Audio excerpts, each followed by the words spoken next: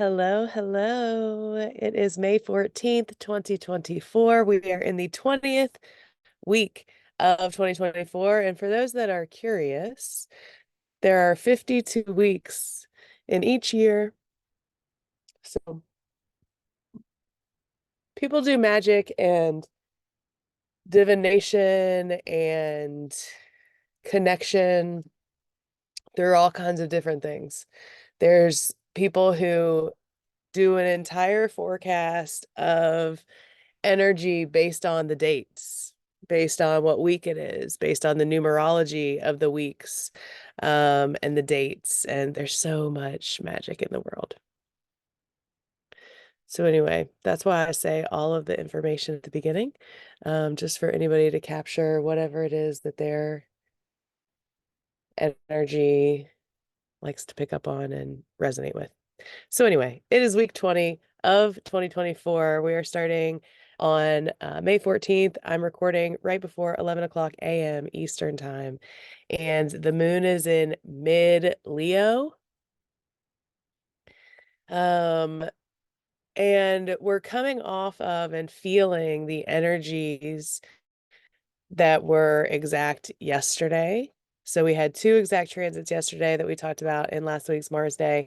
The Sun conjunction to Uranus, which is a doozy. It happens once a year. And we also had Venus coming into a supportive sextile transit to Saturn in Pisces. We're still very much feeling both of those energies. Sun Uranus can be disruptive. It can disrupt our sleep system, sleep schedules. It can disrupt our daily schedule. It's a disruption to our regular life, our regular health, our regular experience, the sun. And it comes in the way of freeing us from something or liberating us from something but that isn't always clear in the moment. So they can be disruptive is my point. On so many different levels. It can show up, and that's going to be based on your own chart and your own experiences. So we're feeling that. We also have this supportive Venus Saturn situation that we're feeling. That's helpful if we need to get anything done as far as like our financial things, or if we need to button up any like relationship stuff. There's some flow and support here with our Venus tasks and archetypes. This can also solidify some kind of old or long-standing relationship with Saturn and Venus. And it can also like bring us into some kind of connection in relation to Saturnian figures, or an understanding of some dynamic with some kind of Saturnian element in our life. So Venus Saturn archetypes are still here as support at the beginning of this week, but we also have that Sun Uranus that's very disruptive, but it also allows us to liberate it. It allows us to step into something. And this week is really interesting because we're stepping into a ton of energy. This week is very busy as far as astrological weather goes, which indicates to me that there's just going to be potentially a lot going on. It might feel overwhelming. So again, we're still nursing the nervous system all year long. And for the last couple years, we've been talking a lot about the nervous system, because when we go through something that we're going through collectively right now, it's fucking tough on the nervous system. There is no one living in the world right now that doesn't have trauma. Period. Period. And whether we can understand it, see it, or identify with it doesn't matter, right? Like this world right now is one of trauma and pain and grief and loss, and collectively it's very heavy. And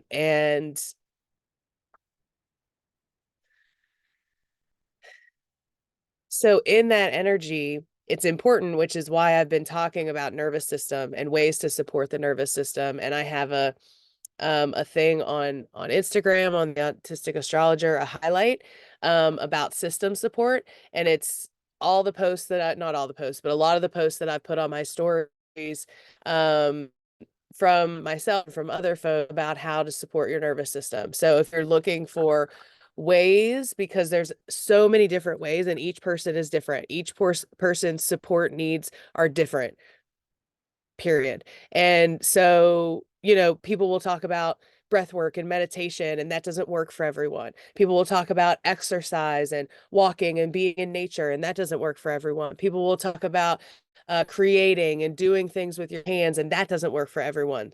Like there's different ways to resource your nervous system. So I made a highlight that's been there for forever, but I've just never really talked about it on the Autistic Astrologer of different ways that might be helpful for you to support your nervous system as we move through these just historic and difficult times.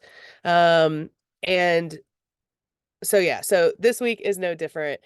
Sun conjunct Uranus again. It happens once a year. The sun moves through the entire zodiac every year and touches every one of the planets. So this conjunction, which is called a cazimi, is just another activation point, right? When the sun comes into a conversation with another planet, it's called a cazimi. Most often we have those with Mercury and Venus, but we have them with every planet, right? So once a year, at least once a year, the sun touches every planet.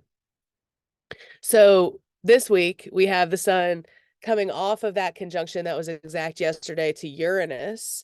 And then we have another cazimi at the later in the week, at the end of the week, when the sun comes into a conjunction with Jupiter at the end of Taurus, because Uranus and Jupiter are still together at the end of Taurus. So all of this is stimulating that Uranus-Jupiter conjunction that happened on the 20th of April. And so it's just continuing to move that drive for liberation, that drive for freedom in whatever ways we're doing that collectively, and in whatever ways you're doing that personally or witnessing that personally in your life. So the sun's doing a lot. So on top of those two things, the sun coming into a conjunction with Uranus and coming into a conjunction with Jupiter, and then it's going to sextile Neptune at 29 degrees of Taurus and Pisces. We'll talk about all this more later, but just to show you kind of how much the sun, our consciousness, our vitality, our health, our energy, like our life source energy, is doing this week. So that's why I say it's like a busy astrological week. So conjunction to Uranus, conjunction to Jupiter, sextile to Neptune at the anaretic 29th degree, and then it moves into Gemini, right? So it's the first of the planets to move into the Gemini part of the chart, and that happens this week at the end of this week on the 20th. And so as that shift happens, we collectively start to feel a shift in the astrological energy. So we go from all of this Taurus energy. So this week we also have Mercury moving into Taurus. So when Mercury moves into Taurus, that puts 5 planets in Taurus, right? So that's a lot of energy. That's a massive amount of energy in the Taurus part of the chart. At the end of this week, the sun moves out and moves into Gemini, and that starts a shift of that pile up of Taurus energy to, by the end of this week, we're going to have a lot of by the end of this month, sorry, we're going to have a lot of Gemini energy. So finding in your chart the Gemini house, and there's going to be some themes that are going to be coming up present in relation to the Gemini part of your chart. So that also means that as planets shift into Gemini, collectively, the vibe will shift from this earthy, Taurus, fixed, slow, talking about, really taking our time to churn things in a way that will be sustainable, to Gemini, which is mutable opposed to the fixed of Taurus. Gemini is mutable air. So it's a much different energy, mutable air to fixed earth when we shift these planets from Taurus to Gemini. So the energy is going to quicken And it's also going to be less firm and less stable and less able to be depended upon, right? Our words become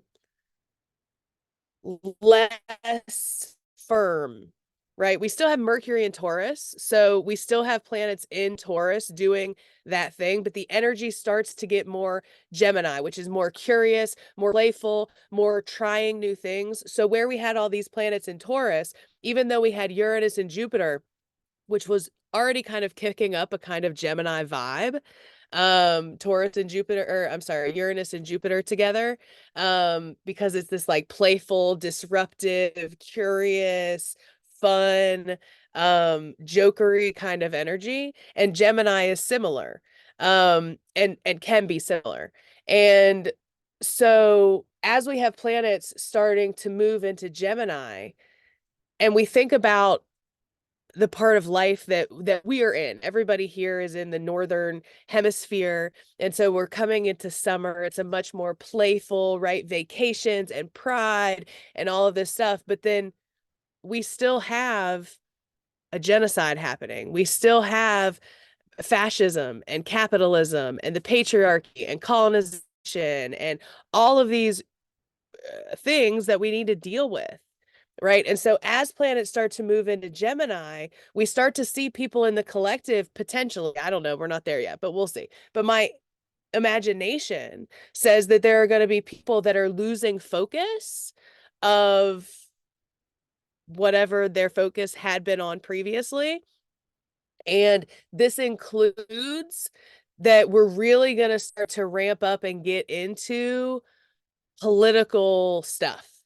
Right. So this is all happening at the same time that Pluto in the sky is moving from Aquarius and getting closer into Capricorn. So as we move through these next couple months, Pluto is coming closer and closer and closer to that final part of the United States Pluto return, which is exact right during the elections in October and November. And so as we are having the political climate ramp up, and we're seeing that with Pluto moving back into that space and election season coming. So all of that timing is present here.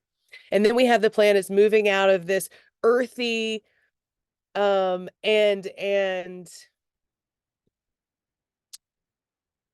Taurus cares in a way that Gemini does not care. Right?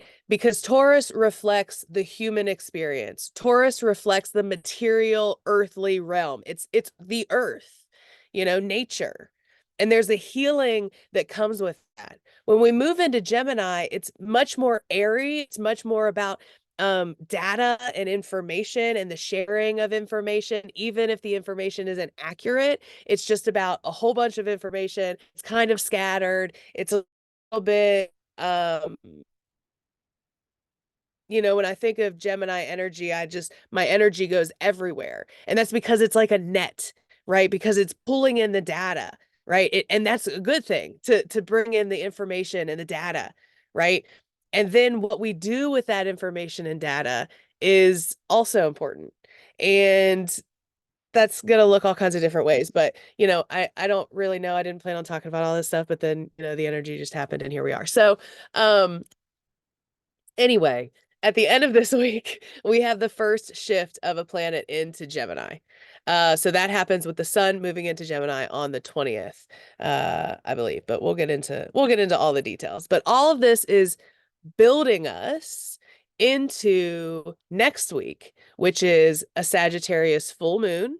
We have planets shifting into Gemini. And as the planets shift into Gemini, hit a supportive trine to Pluto.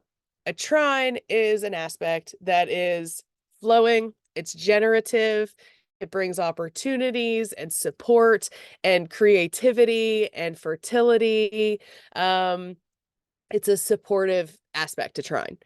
And so when we have these planets coming into this trine aspect with Pluto, which happens next week, it brings this support for us to take all of this like depth and awareness that we've been talking about. If you've been here with me, watching the Mars days previously, you will remember a lot of Pluto conversations. We have we have rolled Pluto with the Astro Dice so many times in 2024 already. It is astounding to me.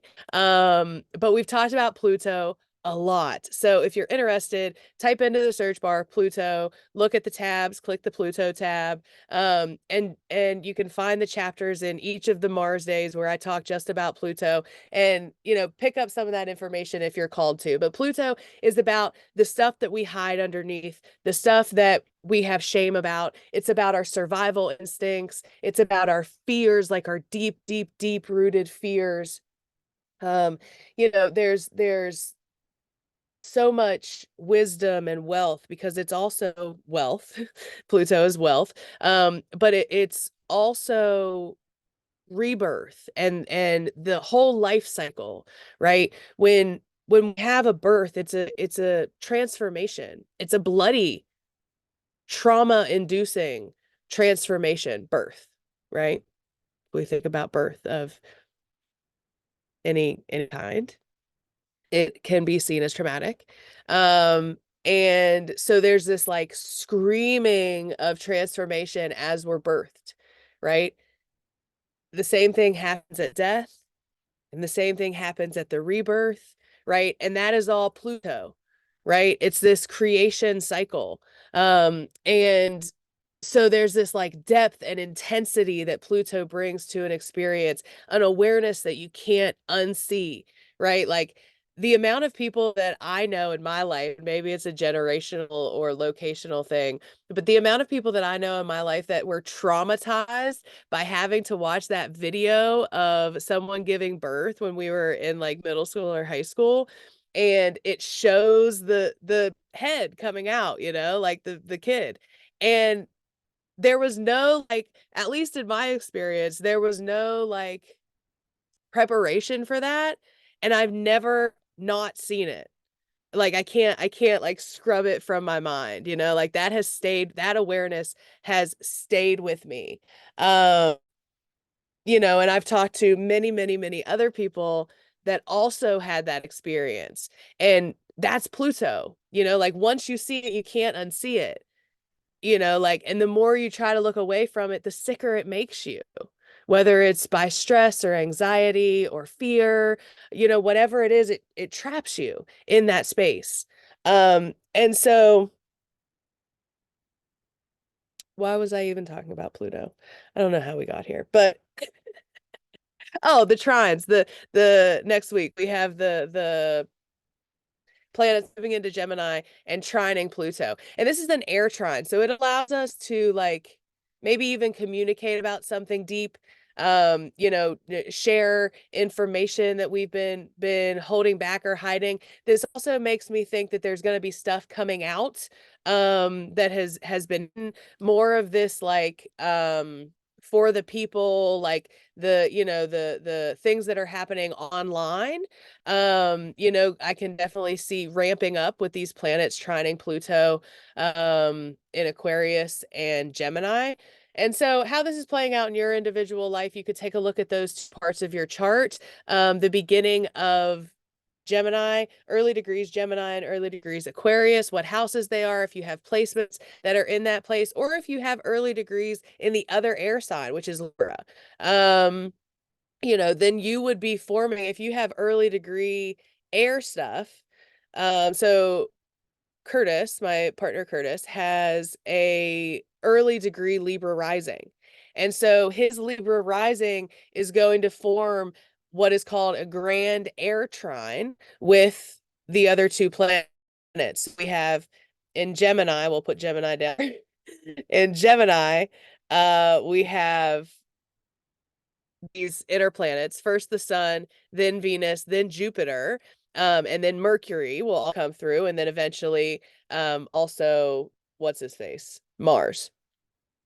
And as they do, they're going to trine another air sign, because trines are normally element to element. So we have inner planets plus Jupiter trining Pluto up here in Aquarius. And then if you have something early Libra, it's going to be in the other air sign and it's going to form what is called a grand trine. Um, and I talk about grand trines and squares and T-squares and all these other aspects in another video. So you can, again, use the search bar and type in aspects. And you can learn all about aspects there, ask your questions, et cetera, et cetera. But anyway, my point is there's some support that's coming to the movements that we see happening all over the world, and your inner processing is also going to find some movement as well, because what happens out there collectively is also happening interpersonally, and it's also happening in our own, experience. Are those the same thing? I don't know, but there's layers to this shit, is my point. Okay. We're going to pause here for a moment, and then we're going to pull up the charts, do the tarot, the astro dice, all of the rest of the things. I appreciate you being here. Thank you. Welcome. And remember that you don't need to retain all this information. Just let it wash over you. Let your subconscious bring it to you as it is necessary. I appreciate you being here. Get comfy, and I'll be right back.